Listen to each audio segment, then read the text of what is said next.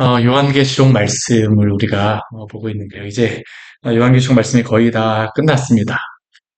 제가 요한계시록 말씀 앞부분의 말씀에서는 제가 여러 가지 설명을 많이 하지만 이 뒷부분에 나오는 그런 말씀에서는 제가 요한계시록 말씀 그대로 거의 읽으면서 제가 설교하다시피 합니다. 왜 그러냐 하면 성경에 나와 있는 그 말씀이 어떻게 우리에게 종말에 말씀하고 있는지를 우리가 확인해 보기 위해서입니다. 제가 그래서 다른 저의 사족 이야기는 많이 하지 않고요. 일부러 이 뒷부분에서는 제가 일부러 성경 말씀을 더 많이 읽고 더 많이 그 성경에 어떻게 기록되어져 있는가를 여러분들과 같이 계속 새벽 말씀에 나누었습니다. 그러다 보니까 이 뒤쪽에 가게 되면 좀 약간 건조하다는 그런 생각을 하시면서 들으셨을 경우도 있겠다는 그런 생각을 합니다. 그런데 제가 그렇게 했던 이유 중에 한 가지는 뭐냐면 사실 이 요한계시록 말씀이 굉장히 은혜로운 말씀입니다. 그런데 이단이 가장 많이 이용하는 말씀도 또 어떤 말씀일까요? 요한계시록입니다. 오늘 새벽에도 보았지만 신천 신지, 새하늘과 새 땅, 흰 말, 흰 보좌, 이기는 자. 누가 사용합니까? 신천지뿐만 아니라 여러 이단들이 다 사용합니다. 정말 제가 예전에 책을 보았었는데요. 우리나라 이단 교주들이 그 사진을 찍어 놓은 그러한 사진들이 쭉 나온 걸 제가 봤었거든요. 근데 공통된 사진 중에 한 가지가 뭐냐면 모두 다 백마를 타고 있습니다. 제가 그걸 보면서 왜 이 사람들은 백마를 탔는가? 나중에 요한계시록을 보면서 알았습니다. 백마를 탄 자. 왜 신천지에서 이기는 자라고 그들이 그렇게 이야기를 하고 이만희를 그렇게 이긴 자라고 이야기하는가? 왜 그들이 그렇게 주장을 할까요? 요한계시록의 말씀을 그들이 이용하는 겁니다. 자신들만이 14만 4천 명이라고 이야기를 하고 자신들만이 진리를 가지고 있고 자신들만이 그 선택된 백성이라고 주장을 합니다. 근데 제가 100% 단언할 건데 그 길에 있으면 지옥길에 있습니다. 100%입니다. 왜냐하면 요한계시록 제가 일부러 말씀 그대로 나누었지만 그게 아니라는 것을 여러분들과 같이 보기 위하여서 제가 그렇게 하였습니다. 결코 그 길에 서지 마시기를 바랍니다. 누가 하나님의 백성일까요? 우리 요한계시록 말씀을 보게 되면요. 마지막에 심판에 대한 그런 말씀이 나옵니다. 굉장히 지루하게 나와요. 17장, 18장, 19장, 20장 말씀까지 이 큰 성 바벨론의 멸망 그리고 또 큰 성 바벨론은 하나님을 대적하는 그러한 나라입니다. 그 나라의 멸망 그리고 그 지도자들 바다에서 올라온 짐승, 땅에서 올라온 바다에서 올라온 짐승은 적그리스도입니다. 정치적인 그러한 그 역할을 하는 그러한 지도자라고 할 수 있고요. 또 바다에서 올라온 짐승은 거짓 선지라고 이야기를 합니다. 그러니까 영적으로 다 이렇게 속이는 그러한 자입니다. 그리고 또 붉은 용이 나와요. 근데 우리 요한계시록 뒤에 말씀을 보게 되면 큰 성 바벨론이 멸망하게 됩니다. 그리고 무엇이 심판을 받습니까? 그 짐승들이 심판을 받아요. 그리고 또 무엇이 그 심판을 받습니까? 큰 용이 심판을 받습니다. 가장 마지막에 누가 심판을 받을까요? 그를 따랐던 모든 자들도 심판을 받는다라고 말씀합니다. 누가 구원을 받을까요? 이기는 자입니다. 하나님의 백성들입니다. 근데 그 사람들은 어디에 속한 사람들일까요? 주님의 교회에 속한 사람들입니다. 우리 큰 성 예루살렘, 그 하늘에서 내려오는 그 성 예루살렘은 장소적인 의미도 있지만 이게 성도들에 대한 그러한 의미도 가지고 우리가 그 구약 성경을 보게 되면요. 그 예루살렘을 보게 되면 하나님의 백성을 예루살렘이라고 이야기를 하기도 합니다. 실제로다 그 장소를 이야기하기도 하지만 하나님의 백성들을 예루살렘 성도들, 예루살렘의 백성들이라고 이야기합니다. 그렇죠? 예루살렘 하게 되면 그 구원받은 성도들을 그 구약 성경에서도 의미합니다. 그것과 같이 우리 요한계시록 말씀해 보게 되면요. 우리가 앞에서 제가 오늘 새벽에 말씀드렸었지만 이 하늘에서 내려오는 예루살렘은 그 주님의 택하신 성도들을 의미합니다. 또한 그 가운데서 또 무엇도 장소적인 의미도 있어요. 하나님이 새로운 그러한 성도들의 그러한 거처를 마련하신다고 말씀하셨기 때문에 분명히 그러한 의미도 있습니다. 결국 이것은 무엇을 의미할까요? 교회를 의미하는 것입니다. 교회를 의미해요. 우리 요한계시록을 보게 되면요. 이게 신학적으로 다 모든 그 성경에 나와 있는 모든 신학을 제가 요번에 그 설교하면서 보니까 다 말씀합니다. 근데 특히 무엇에 대해서 요한계시록이 굉장히 많이 강조를 하냐면 교회에 대해서 강조를 합니다. 교회. 왜 교회에 대해서 강조를 할까요? 바로 교회에 있는 성도들이 바로 구원받은 자들이기 때문입니다. 우리 요한계시록 우리 뒷부분에 보면 우리 21장, 22장 말씀해 보게 되면요. 그 큰 성 예루살렘, 이 교회를 이야기하는 겁니다. 성도들을 이야기하는 하나님의 백성들을 이야기하는 겁니다. 그렇죠? 그런데 이 끝부분을 교회로 시작할 뿐만 아니라 요한계시록은 또 시작도 무엇으로 하는지 아십니까? 교회로 시작을 합니다. 그래 요한계시록은 교회로 시작을 해서 교회로 마무리하는 그러한 성경이 바로 이 요한계시록입니다. 그리고 이 땅에 있는 교회를 그 말씀하고 난 다음 4장, 5장 말씀에서는 하늘에 있는 그러한 교회를 이야기했어요. 그리고 그 뒤에 말씀을 보게 되면 이 땅에서 그 우리 환상을 무엇을 이야기하냐면 이 땅에서 일어날 그러한 그 말세, 예수께서 초림하시고 재림하실 때까지 그러한 말세를 살아가는 그때에 어떠한 일들이 있을 것인가라는 것을 일곱 나팔, 일곱 대접을 통하여서 어떤 일이 일어날 것을 말씀하십니다. 특히 6번째와 7번째는 종말에 있을, 정말 예수 그리스도가 재림할 때 있을 그러한 사건들을 다 공통적으로 말하고 있습니다. 인도 그렇고 나팔도 그렇고 대접도 그렇고요. 그리고 이 마지막 7번째, 그 6번째와 7번째에 있을 아마겟돈 전쟁이라던가 그 재림의 그 극한 그런 환란과 박해와 그러한 것들이 일어날 것을 우리에게 경고하고 있습니다. 그러한 가운데에서 누가 구원을 받을까요? 주의 교회에 속한 자들입니다. 어떠한 자들입니까? 그 주의 교회는 어떠한 교회들입니까? 앞에 보게 되면요. 7교회에 속한 성도들입니다. 근데 오늘 새벽에 보았던 것 같이 그 7교회에 속하였다고 해서 다 구원받는 것도 아닙니다. 오직 누구만이 구원을 받는 것입니까? 이기는 자라고 말씀합니다. 이기는 자.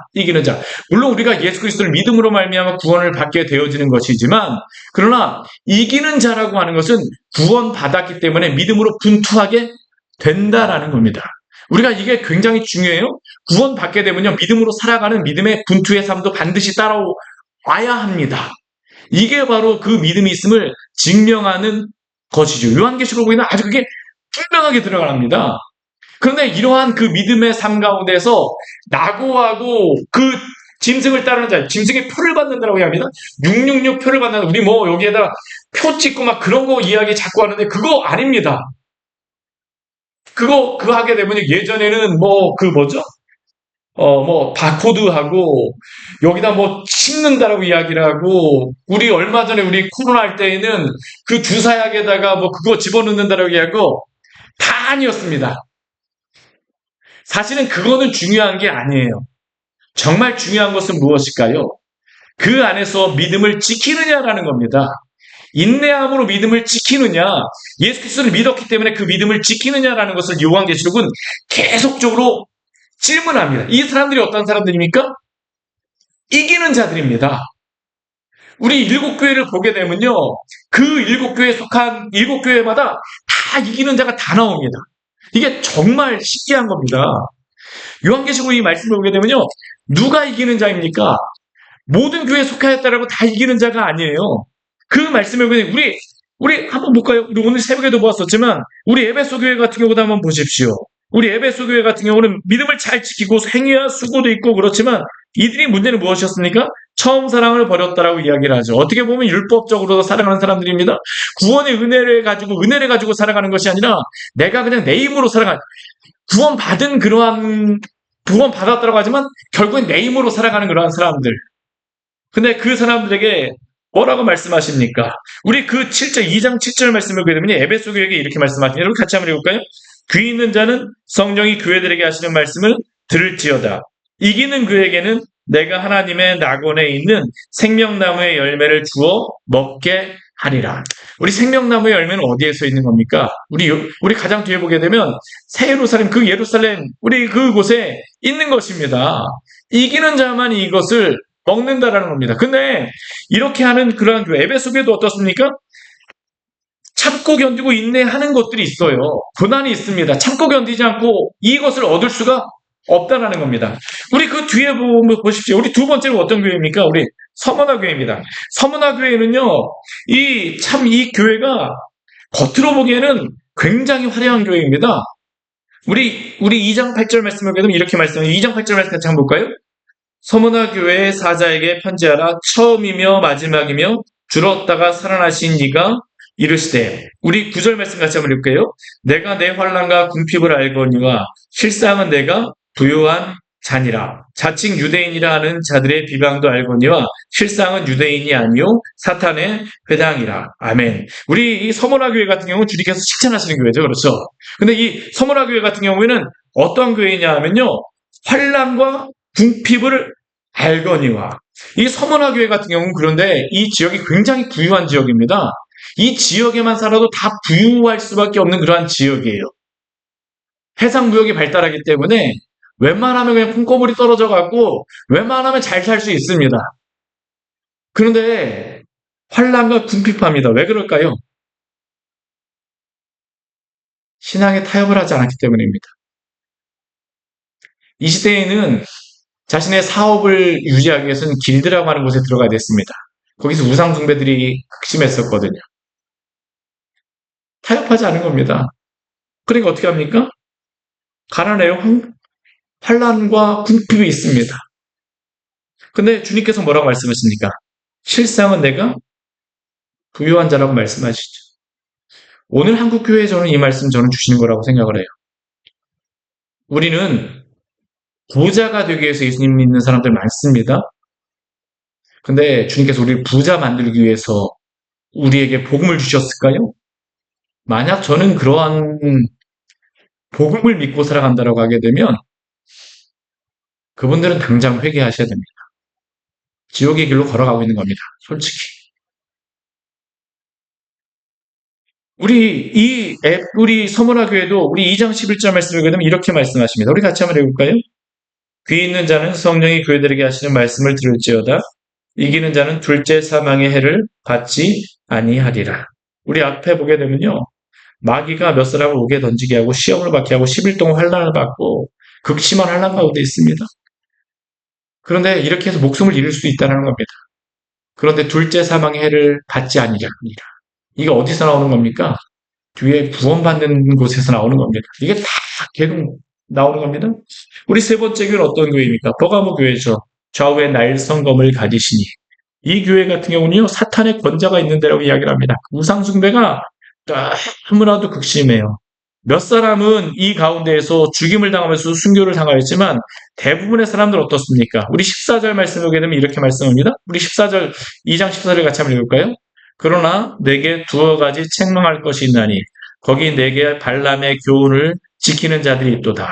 발람이 발락을 가르쳐 이스라엘 자손 앞에 걸림돌을 놓아 우상의 제물을 먹게 하였고 또 행음하게 하였느니라. 이게 왜 이 사람들이 타협을 했을까요? 안디바가 순교를 했어요. 예수님 믿고 순교당했습니다. 죽었습니다. 사람들이 뭐라고 이야기를 할까요? 예수 믿어봤자 아무 소용없더라. 그리고 이 사람들은 무엇을 따라갑니까? 발람의 교훈을 따라가죠. 발람은 무엇입니까? 발람은 어떠한 사람입니까? 돈을 받고 이스라엘을 타락하게 하는 방법을 알려주었던 자죠. 돈에 회합한 자들이라는 겁니다. 근데 이 교회를 향하여서 또 17절 말씀을 하게 되면 이렇게 말씀하여서 17절 말씀 같이 한번 볼게요. 귀 있는 자는 성령이 교회들에게 하시는 말씀을 들을지어다. 이기는 그에게는 내가 감추었던 만나를 주고 또 흰돌을 줄 터인데 그 돌 위에 새 이름을 기록한 것이 있나니 받는 자 밖에는 그 이름을 알 사람이 없느니라. 우리 주님의 그 예루살렘 지어져 있는 그 아름다운 그 돌들, 이름이 막 기록되어 있지 않습니까? 그렇죠? 여기에 보게 되면 이기는 그에게 내가 감추어줬던 만나를 주고 또 흰 돌을 주겠다라고 말씀하십니다. 그들 위에 무엇을 새기겠다라고요? 새 이름을 기록한 것이 있다라고 말씀하시죠. 생명책에 이름을 기록한 것 같이. 끝까지 타협하지 않았던 그러한 사람들. 또 우리 두아디라 교회는 어떠한 사람입니까? 믿음도 있고 또한 그 신앙도 있는 것 같이 보이지만 우리 20절 말씀해 보게 되면요. 우리 그 19절 말씀에 보면 칭찬도 있습니다. 내 사업과 사랑과 믿음과 성기가 인내를 하오니 내 나중행이가 처음 것보다 많도다. 나중이 처음보다 더 아름다웠다는 겁니다. 그럼에도 불구하고 이 교회의 문제가 무엇이었을까요? 책망할 것인더니 누구를 용납하였습니까? 자칭 선지자라는 여자 이세벨을 내가 용납하리 함이니. 자칭 선지자라는 여자 이세벨을 내가 용납하리니. 우상 숭배에 앞장섰던 이세벨을, 이 거짓 선지자를 용납하는 겁니다. 교회에서 세상의 문화들, 세상의 사상들, 불신앙의 그러한 것들을 그냥 가지고 들어오게 한 것이죠. 교회가 진리와 타협을 했다는 겁니다. 근데 이러한 교회를 향해서 주님께서 또 뭐라고 말씀하세요? 우리 2장, 우리 26절인가요? 네, 2장 26절 말씀을 보게 되면 이렇게 말씀하십니다. 우리 같이 한번 읽을까요? 이기는 자와 끝까지 내 일을 지키는 그에게 만국을 다스리는 권세를 주리니. 이기는 자가 있습니다. 다 이기는 자. 그냥 주어지지 않아요. 이러한 타협의 상황 가운데서 이겨야 된다는 겁니다. 구원받게 되면 당연히 이 분투를 해야 된다는 겁니다. 그냥 주님이 그냥 날 그냥 아니겠냐? 아닙니다. 믿음의 분투를 하라고 말씀하십니다. 또 우리 그 뒤에 보게 되면요. 우리 또 어떤 교회가 있습니까? 우리 3장 말씀에 보게 되면 사대교회가 있죠. 사대교회. 이 사대교회 같은 경우는요. 참 정말 웃기는 교회입니다. 우리 3장 1절에서 같이 한번 읽을까요? 사대교회 사제에게 편지하라. 하나님의 7영과 7벌을 가지시니가 이르시되 내가 내 행위를 아노니 내가 살았다 하는 이름은 가졌으나 죽은 자로다. 굉장한 저주입니다. 이것은. 살았다는 이름은 가졌어요. 살았다는 이름을 가졌다는 의미는 무엇일까요? 교회가 막 살아있는 것 같습니다. 엄청난 여러 가지 많은 것들도 하고요. 여러 가지 많은 그런 행사도 하고 뭐 진짜 시끌벅적하고 막 그런데 실제는 어떤 교회라는 겁니까? 죽은 교회라는 겁니다. 죽은 교회라는 것이죠. 회개하라고 말씀하세요. 이 교회를 향하여. 우리 이 교회를 향해서 또 말씀하십니다. 근데 이 교회를 향해서 우리 주님께서 말씀하시는 게 있습니다. 우리 5절 말씀 같이 읽겠습니다. 이기는 자는 이와 같이 흰 옷을 입을 것이요 내가 그 이름을 생명책에서 결코 지우지 아니하고 그 이름을 내 아버지가 그의 천사들 앞에서 시인하리라. 아멘. 우리가 이러한 교회에 속하게 되면요. 따라갑니다. 근데 주님은 따라가는 거, 상황이 그래서 따라갔다라는 것들에 대해서 용납하실까요? 아니라는 겁니다. 아니라는 겁니다. 이 시대가 이래요. 우리 주님 앞에 변명이 될까요? 안 됩니다. 이기는 자에게는이라고 말씀하십니다. 믿음의 분투를 하라는 겁니다.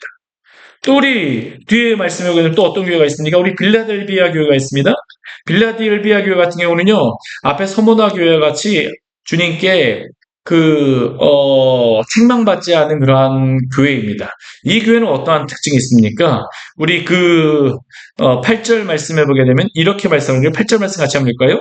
볼지어다 내가 내 앞에 열린 문을 두었으되 능히 닫을 사람이 없으리라. 내가 내 행위를 하느니 내가 작은 능력을 가지고도 내 말을 지키며 내 이름을 배반하지 아니하였도다. 아멘. 우리 앞에 사대교회 같은 경우는 정말 큰 교회라고 할 수 있습니다. 근데 이 빌라델비아 교회 같은 경우는 어떤 교회일까요? 아주 작은 교회라고 할 수 있죠. 내가 작은 능력을 가지고도. 그런데 어떻습니까? 내 말을 지키며. 정말 중요한 것은 무엇일까요? 우리 여기 공통적으로 제가 이걸 다 보지 않아서 그렇지만 진리를 가지고 그걸 끝까지 지키느냐 안 지키느냐의 싸움입니다. 이 싸움은요. 진리를 지키느냐 못 지키느냐. 뭐가 보여지는 게 아니고요. 주님께서 주신 그 말씀을 지키느냐 못 지키느냐가 바로 이기는 자입니다. 쉽게 얘기하면 우리 여호수아 우리 1장 말씀에 오게 되면 강하고 담대하라고 말씀하실 때 이 강하고 담대하라는 의미가 무엇입니까? 하나님의 말씀을 가지고 강하고 담대하라는 겁니다. 이 빌라델비아 교회는 작지만 하나님의 말씀을 가지고 어떻습니까? 강하고 담대하였던 교회입니다. 그리고 이 교회도 우리 12절 말씀을 보게 되면 또 말씀하시는데 뭐라고 말씀하십니까? 이기는 자는 내 하나님의 성전의 기둥이 되게 하리니 그가 결코 다시 나가지 아니하리라. 내가 하나님의 이름과 하나님의 성, 곧 하늘에서 내 하나님으로부터 내려오는 새 예루살렘의 이름과 그 나의 새 이름을 그의 위에 기록하리라. 아멘. 오늘 새 예루살렘 나오죠. 이 빌라델비아 교회 성도들, 이들은 바로 이 이기는 자, 이기는 자로서 있으라고 이야기하는 것입니다. 가장 마지막 교회는 어떤 교회냐면 라오디게아 교회입니다. 아멘이시오 충성된 그러한 교회. 근데 이 교회는 어떤 교회냐면요. 칭찬이 하나도 없는 교회입니다. 우리 앞에 사대 교회와 같이 이 교회는 칭찬이 없어요. 두 교회는 칭찬이 없습니다. 사대 교회는 굉장히 큰 교회라고 할 수 있고요. 라우디게아는 어떤 교회냐면 굉장히 부유한 교회입니다. 굉장히 부유한 교회였어요. 근데 이 교회는 어떻습니까? 그 부유함을 가지고 그냥 이 땅에서 천국 산다라고 생각하는 겁니다. 주님의 나라가 필요하지 않은 사람들입니다. 이 사람들은 나는 옷도 좋은 거 입었고 몸도 건강하고 돈도 많어. 그러니까 이 세상이 그들에게 무엇일까요? 천국입니다. 그들은 주님의 나라 오기를 바랄까요? 바라지 않습니다. 이 땅에서 영원히 사는 게 바로 그들의 소망일 수 있겠죠. 그런데 주님께서는 그 교회를 향해서 뭐라고 말씀하실까요? 우리 2장 18절 말씀을 같이 한번 읽겠습니다. 3장 18절입니다. 내가 너를 권하노니 내게서 불로 연단한 금을 사서 부유하게 하고 흰옷을 사서 입어 벌거벗은 수치를 보이지 않게 하고 안약을 사서 눈에 발라 보게 하라. 금, 흰옷, 안약. 이들 지역에서 옷감이 되게 양모 산업이 발달했었고 안약 재료가 굉장히 발달해서 의학이 발달한 도시였었고요. 그것 때문에 금이 많은 도시였습니다. 근데 이들은 그게 다 풍족하다고 하는데 주님께서 보시기에는 어떻습니까? 하나도 없다는 겁니다. 그들에게 뭐라고 말씀하실까요? 이들에게도 이기는 자를 21절 말씀을 같이 읽겠습니다. 이기는 그에게는 내가 내 보좌에 함께 앉게 하여 주기를 내가 이기고 아버지 보좌에 함께 앉은 것 같이 하리라. 그 가운데서도 이기는 자가 있을 수 있다라는 겁니다. 일곱 교회의 공통적인 것은 무엇입니까? 다 박해와 어려움. 때로는 풍요도 저는 박해라고 생각을 합니다. 부족함이 없는 것도 저는 사단이 우리에게 주는 걸림돌이라고 생각을 해요. 부유해서 주님 떠나는 경우도 너무 많죠. 시간이 너무 많아서 주님을 안 믿는 경우도 너무나도 많습니다.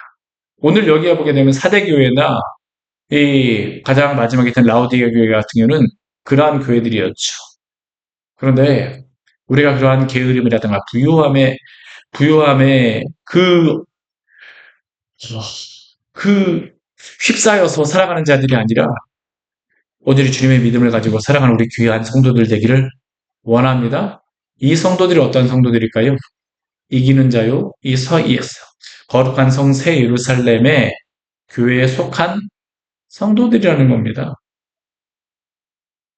예수 그리스도를 믿고 구원을 받은 성도는 당연히 그 삶이 예수 그리스도가 주가 되어야 됩니다. 주가 된다는 의미는 당연히 제자로서 분투가 있다는 의미입니다. 요한계시록 우리에게 그것을 분명하게 말씀하고 있죠. 그러한 교회에게 어떠한 일들이 있을까요? 오늘 그 이기는 자들, 우리 앞에 보게 되면요. 근데 이 성도들이 세상에서 살아갈 때는 큰 성 바벨론 세상입니다. 그 세상에 살아갈 때는 이들이 굉장히 박해받고 어려웠습니다. 힘들어요. 쉽지 않습니다. 저는 오늘 이 시대 가운데 성도가 믿음을 지키는 것은 정말 힘들다고 생각합니다. 믿음이 제대로 자라나는 것은 제가 개척하고선도 계속 그 생각하는 것 중에 하나가 정말 사단이 그냥 내버려 두지 않는구나라는 생각입니다.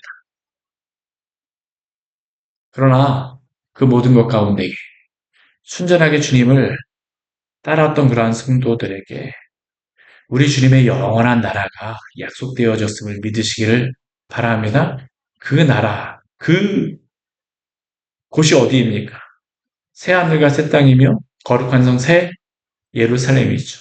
우리 이 구절 말씀에 보게 되면 그 거룩한 성 새 예루살렘이 신부로서 어린 양의 아내라고 이야기를 합니다. 우리 10절 말씀에 보게 되면 그가 그 성령이 나를 데리고 옵니다. 우리 이 성령이 우리 세 번째 나오는 성령, 우리 네 번째 나오는 마지막 환상입니다. 이게 거룩한 성 새 예루살렘의 마지막 환상입니다. 성령께서 사도 요한을 데리고 올라가셔서 무엇을 보여줍니까? 하나님께로부터 하늘에서 내려오는 거룩한 성 새 예루살렘을 보입니다. 주의 교회, 완전해진 교회, 주님의 그 영광스러운 그러한 교회를 보이시죠. 그 교회에는 무엇이 있을까요? 오늘 말씀을 보게 되면요. 그 교회의 모습을 우리에게 설명을 합니다. 근데 제가 이 요한계시록의 말씀을 보면서 제가 참 안타까운 것 중에 한 가지가 뭐냐면 하나님의 나라를 저의 입으로써 설명하기가 너무 부족하다는 겁니다. 저의 입술로서 하나님의 나라의 그 아름다움을 설명하기가 너무 부족하다는 겁니다. 근데 솔직히는요. 사도 요한도 그랬습니다. 앞에 보게 되면요, 이 세상의 것은 사도 요한이 다 보고 우리에게 자세하게 설명하였지만, 이 뒤에 거룩한 성 새 예루살렘과 새 하늘과 새 땅은 우리가 그렇게 자세하게 보여주지 못해요. 왜 그럴까요? 이걸 그가 그 말로 형용할 수가 없기 때문입니다. 없기 때문이에요. 그렇지만 그가 우리에게 보여주는 그 나라를 조금이라도 한번 우리가 맛보기를 한번 원합니다. 어떠한 모습일까요? 우리 11절 말씀을 보게 되면 하나님의 영광이 그 거룩한 성 새 예루살렘에 있다라고 이야기합니다. 하나님의 영광. 하나님의 나라는 어떠한 곳일까요? 하나님의 영광이 충만한 곳입니다. 오늘 이 땅 교회에도 주님의 영광이 있습니다. 또한 주의 교회도 당신의 영광을 드러내십니다. 그러나 하나님의 나라와 같이 그렇게 충만한 영광은 드러날 수가 없어요. 왜냐하면 하나님의 계시는 그 나라야말로 이 모든 죄가 다 사라지고 하나님의 영광이 그 온전하게 그 누릴 수 있고 향유할 수 있는 곳이 바로 주님의 나라입니다. 하나님의 나라는 어떠한 곳일까요? 우리는 하나님의 나라를 하게 되면 뭐 여기 뒤에 보게 되면 보석이 있고 뭐 여러 가지가 있지만 보석 뭐 여기 12보석이 나옵니다. 보석 뭐 이런 것들 다 꾸며진 나라 우리 뭐 여러 가지 생각 뭐 이슬람에서는 그 무엇으로 이야기합니까?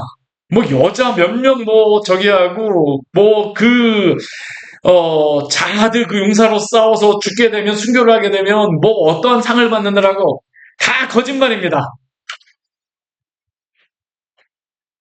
하나님의 나라는 어떤 것일까요? 하나님이 계신 곳입니다. 하나님의 영광이 가득한 곳이 바로 하나님의 나라입니다. 우리가 이것에 대한 사모함이 진짜 하나님 나라에 대한 진정한 사모함입니다. 그리고 그 가운데서 하나님의 영광을 그가 11절 말씀에서 이야기하고 나서 그 다음에 하나님의 영광이 얼마나 충만한가라는 것을 이 세상에 그가 표현할 수 있는 그런 여러 가지 보석들을 가지고 설명을 합니다. 그 영광이 어떻습니까? 그 성의 빛이 무엇과 같다고 얘기합니까? 지극히 귀한 보석과 같다고 이야기합니다. 그가 알고 있는 벽옥, 수정. 그러나 이 벽옥이나 수정과 같이 보여준다고 해서 그가 이것으로 설명했다고 우리가 다 알 수 있을까요? 알 수 없습니다. 그러나 하나님의 영광이 드러나는 이곳은 이 보석과 같이 지극히 아름답다라는 겁니다. 정말 보아도 너무 아름답다는 겁니다. 저는 별로 그렇게 물욕은 별로 많이 없습니다. 정말 가지고 싶은 것들이 가끔 뭐 있긴 한데, 근데 뭐 보석을 보고 뭐 그런 것들은 별로 그렇게 크게 있진 않아요.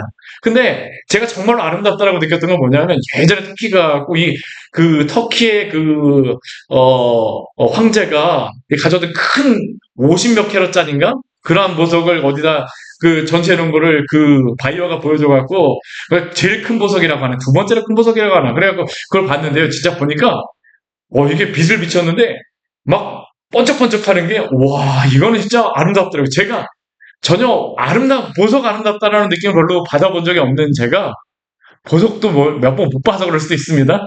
그렇지만 그거는 정말 아름답더라고요. 근데 주님의 나라에 있는 이 보석은 이 주님의 나라는 어떨까요? 영광은 이 그 눈에 보이는 그 보석으로 될 것이 없습니다. 지극히 귀한 보석과 같. 근데 이곳에는 또 한 가지의 특징이 있습니다. 몇 가지의 특징 가운데 우리 12절 말씀을 보게 되면 무엇이냐면요.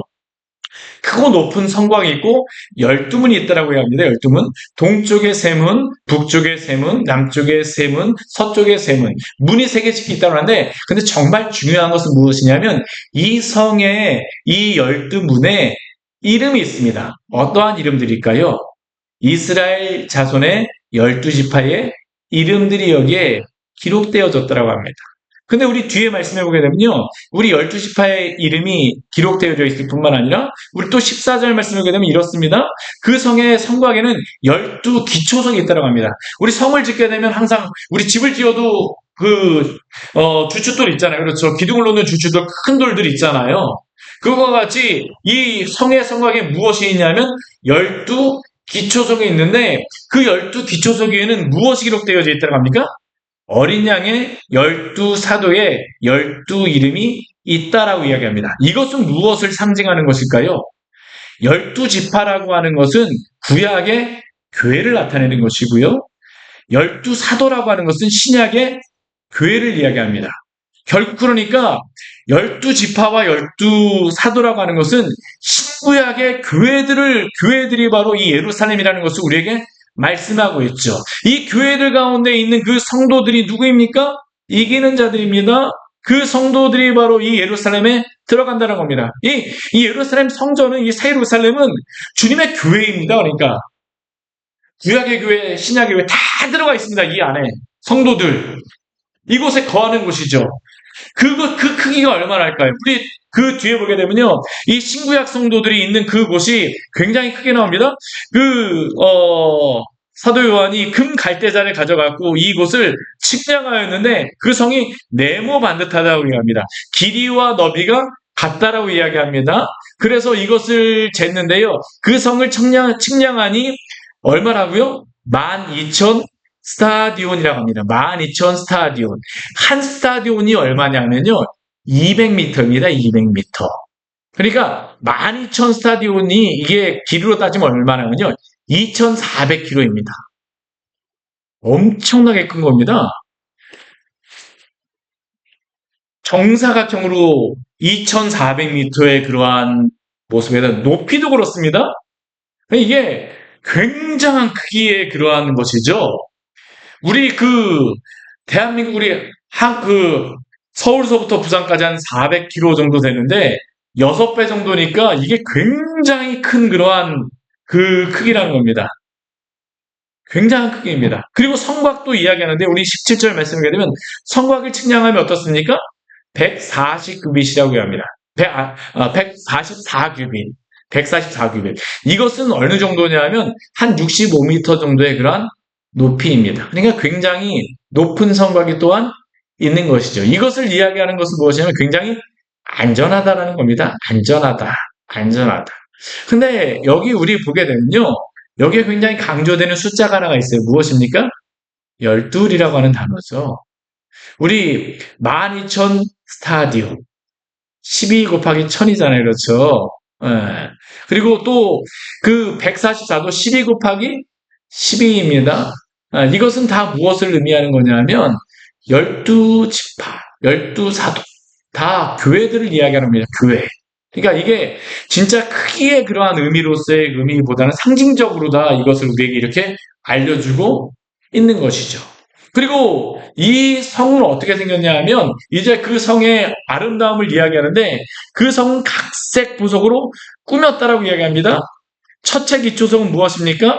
벽으로 되어 있고, 또 둘째는 남보석, 옥수, 녹보석, 홍만호, 홍보석, 황옥, 노곡, 담화옥, 비치옥, 청옥, 자수정. 그리고 그 12문은 무엇으로 되어 있습니까? 12 진주로 되어 있다라고 말씀하고 있죠. 그리고 우리 21절 뒤에 보게 되면요, 성의 길은 무엇으로 되어 있습니까? 맑은 유리 같은 정금이더라. 벽돌이 다 정금으로 다 되어 있고요. 정금으로 다 되어 있고, 길도 정금이다. 반짝반짝하는 금으로다. 이것은 사도 요한이 이것을 우리에게 아름답다라는 것을 보여주는 겁니다. 쉽게 얘기하면 이런 것이죠. 한 500년 전 조선 사람이 와갖고 서울을 보고 갔다라고 하게 되면 그 사람이 하루 보고 가서 뭐라고 이야기를 할까요? 아마 제대로 설명하기 힘들 겁니다. 그렇죠? 사도 요한이 주님의 나라에 갔다 왔는데 이것을 제대로 표현할 수가 있었을까요? 표현할 수가 없는 겁니다. 그러나 사도가 우리에게 분명히 전하고자 하는 것은 있습니다. 우리에게 이러한 거룩하고 아름다운 주님의 나라를 사모하라는 겁니다. 사모하라는 겁니다. 이 나라는 어떤 나라일까요?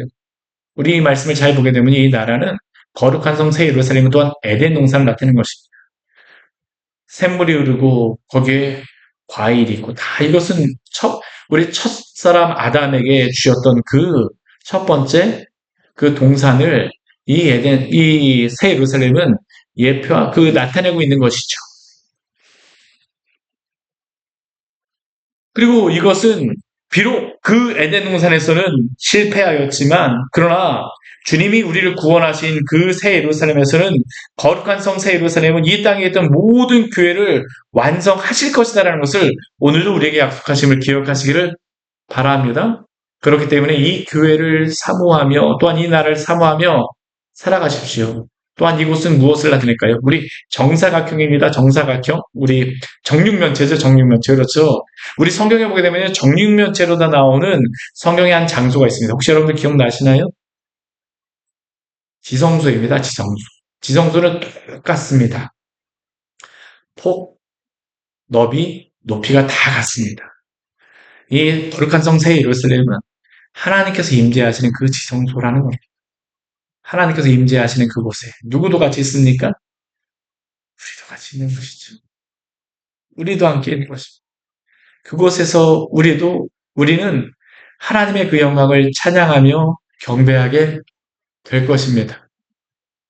우리에게 정말 소망은 무엇이냐면 주님 옆에 있는 겁니다. 주님 옆에 있는 겁니다. 그 거룩하신 하나님의 그 영광스러운 하나님의 그 영광을 보게 되면 그 무엇으로도 우리에게 줄 수 없는 그 기쁨과 평안과 위로, 그 눈의 눈물을 다 씻어주시는 그 위로가 누구로부터 나올까요? 하나님으로부터 나오는 겁니다. 사망과 죽음도 없습니다. 흠과 주름 잡힌 것도 없어요. 우리 주님의 안에서는 그러한 모든 것들을 다 우리를 깨끗하게 하셔서 주님 앞에 서게 하시죠. 그리고 그러한 가운데에 우리에게 뭐라고 말씀하십니까? 이 영광을 사모하며 주의 나라를 바라보며 오늘도 믿음으로 살아가라고 말씀하십니다. 그렇기 때문에 이 믿음 가운데 살아가신 우리 귀한 성도들 되시기를 축원합니다. 우리의 소망은 이 땅이 아닙니다. 저는 요한계시록 말씀을 보면서 우리가 착각하지 말아야 할 것은 우리 이 땅을 영원히 살아가고 이 땅에서 축복받는 것을 축복이라고 생각합니다. 하나님은 그걸 우리에게 축복으로 주지 않으세요. 그것을 축복으로 주는 데는 어디입니까? 큰 성 바벨론입니다. 교회가 만약 그것을 전부로 다 이 세상에 복 받는 것을 하나님께 복 받는 것이라고 이야기하잖아요.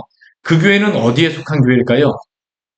주님께 속한 교회보다는 큰 성 바벨론에게 속한 교회일 수 있음을 에베소서 말씀 우리에게 경고하고 있는 것입니다. 그렇기 때문에 오늘도 깨어서 주님의 나라 바라보며 믿음으로 살아가시기를 축원합니다. 같이 기도하도록 하겠습니다. 우리 오늘 말씀 같이 기억하면서 우리 기도하기로 합니다. 저는 우리 요한계시록 말씀 보게 되면 하나님의 그 거룩한 성 예루살렘, 하나님을 우리가 소망하는 것입니다. 하나님을 소망하는 것. 이 요한계시록의 마지막은 하나님이 참된 복이시고 그 안에 있는 그 기쁨이 얼마나 크고 그 나라가 얼마나 위대한 걸 우리에게 그 아름다움을 보여줍니다. 그런데 우리는 이것을 보았음에도 불구하고 큰 성 바벨론에 속하기를 또 원하고 살아가고 있지 않습니까? 주님이 그걸 원하지 않으세요. 나를 따르라고 말씀하십니다. 나를 따르라. 우리 주님이 주시는 그 영광에 그 나라를 소망하며 살게 하여 주시옵소서. 이 시간 우리 주님 앞에 이렇게 감치같이 기도하도록 하겠습니다. 같이 기도하시겠습니다. 하나님 아버지, 오늘 날도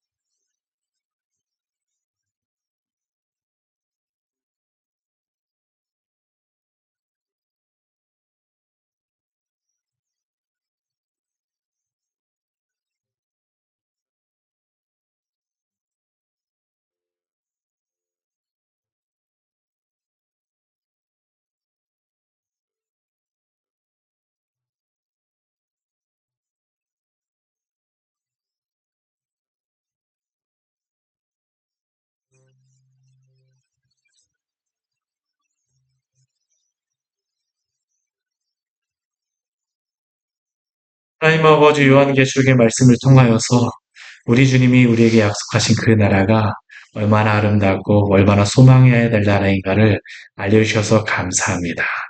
우리에게 하나님 아버지 영광스러운 하나님 아버지 주님의 나라를 보여주셨는데 하나님 아버지 우리가 당신의 나라를 사모하며 살아가는 귀한 성도들 될 수 있도록 주여 도우시고 인도하여 주시옵소서. 우리가 하나님 아버지 하나님의 백성 거룩한 성 새 예루살렘의 백성이라고 하면서도 하나님 아버지 흡사 큰 성 바벨론에 속한 백성과 같이 사는 어리석음에 그 죄를 범하지 않게 하여 주시옵소서. 정말 하나님 아버지 당신의 그 진리의 말씀을 따르게 하여 주시고 하나님 안에 있는 그 진리 안에서 저희가 하나님 아버지 주님의 나라를 사모하며 이기는 자들로서 믿음의 분투를 하게 하여 주시옵소서. 하나님 아버지 여러 가지 음란함과 우상숭배 하나님 아버지 이 시대 가운데에서 또한 물질 하나님 아버지 물질 문명의 하나님 아버지 물질이 우상이 되는 이 시대 가운데에서 하나님 정말 하나님 아버지 우리가 어떻게 하나님 아버지 믿음을 지킬 수 있겠습니까? 당신의 진리로 우리를 새롭게 하여 주시고 주의 진리 가운데 있는 그 능력을 붙잡고 나아갈 때에 주님 넉넉히 이겨낼 수 있도록 우리에게 하나님 아버지 인내와 믿음을 더하여 주시옵소서. 성령께서 날마다 우리를 주장하여 주십시오. 예수님 이름으로 기도드립니다. 아멘. 우리 세상 모든 민족이 같이 나가도록 하겠습니다.